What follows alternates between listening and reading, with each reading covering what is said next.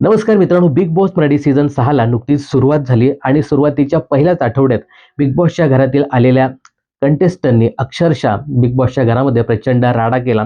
यामध्ये रुचिता जामदार आणि तन्वी कोलते यांनी पहिल्याच आठवड्यात अक्षरशः अख्खं घर डोक्यावर घेतलं होतं. अपशब्द वापरले, बऱ्याच स्पर्धकांना बोल लावले, अजिबात मोठ्यांचा मान त्याने ठेवला नाही. यानंतर रितेश भाऊने भाऊच्या धक्क्यावरती या दोन्ही स्पर्धकांचा भरभरून समाचार घेतला, त्यांना त्यांची जागा दाखवली, खूप सारी शाळा घेतली. आता याच्यामध्ये तन्वी कोलते ही जी कंटेस्टंट आहे ही थोडीशी नरमली, मात्र रुचिता जामदार ही कंटेस्टंट मात्र पहिल्या आठवड्याप्रमाणे दुसऱ्या आठवड्यात सुद्धा सेम वागताना दिसते किंवा मग तिने एक पाऊल अजून पुढे टाकलं असं सांगायला हरकत नाही. बिग बॉसच्या घरातील कंटेस्टंट राकेश बापट याच्यावरती तिने अक्षरशः खालच्या पातळीवरती जाऊन आरोप केले. आता मित्रांनो, आपल्या सगळ्यांनाच माहित आहे की राकेश बापटने अनुश्री माने हिला बेडवरनं उठवण्याचा प्रयत्न केला. आता त्याच्यावरती अनुश्रीने तो विषय खूप मोठा केला आणि राकेशने मला अशा पद्धतीने उठवायला नको होतं, एका मुलीला त्याने असं खेचलं वगैरे, असं बरेच बरेच अनुश्रीने अशा पद्धतीचे आरोप लावले आणि तो विषय खूप चिघळला. आता याच्यामध्ये आग लावण्याचं काम केलं ते म्हणजे रुचिता जामदाराने. हा जो सगळा विषय आहे तो रुचिता आणि अनुश्री खूप वेगळ्या पद्धतीवरती घेऊन गेले. खरं तर राकेशचं असं काही इंटेन्शन नव्हतं आणि तो वेळोवेळी सांगत सुद्धा होता, परंतु या दोन पोरींनी हा विषय खूप वाईट पद्धतीने नेला.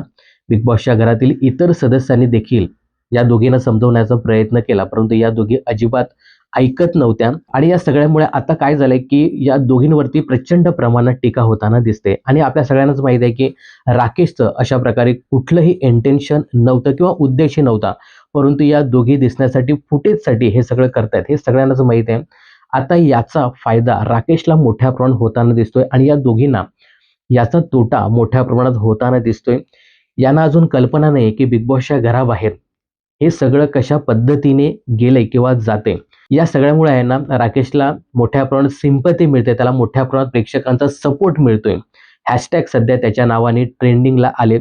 Hashtag we support Rakesh Bapat, hashtag the gentleman Rakesh Bapat असं म्हणत मोठ्या प्रमाणात राकेशला सपोर्ट मिळताना दिसतोय.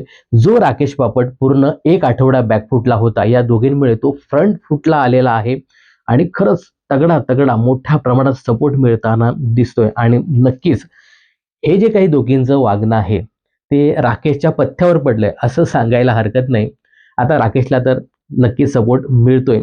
आता या दोघींची शाळा रितेश भाऊ कसे घेतील हे पाहणं खूपच इंटरेस्टिंग ठरणार आहे. तर काय वाटतं तुम्हाला या प्रकरणाबद्दल आणि या दोघीने केलेल्या कृत्याबद्दल? तुम्हाला काय सांगायचं हे कमेंट्स करून नक्की सांगा.